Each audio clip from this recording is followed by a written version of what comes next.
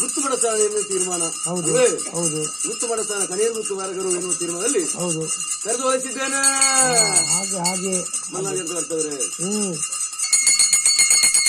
ಇನ್ನು ಗ್ರಾಮದಲ್ಲಿ ಬಾರಿಕೆ 16 ಬಾರಿಕೆ ಎನ್ನುವ ತೀರ್ಮಾನ. ಗ್ರಾಮದಲ್ಲಿ 16 ಬಾರಿಕೆ ಇದ್ರೆ ಕರೆದು ವಹಿಸಿದ್ದೇನೆ. ಹಾಗೇನೆ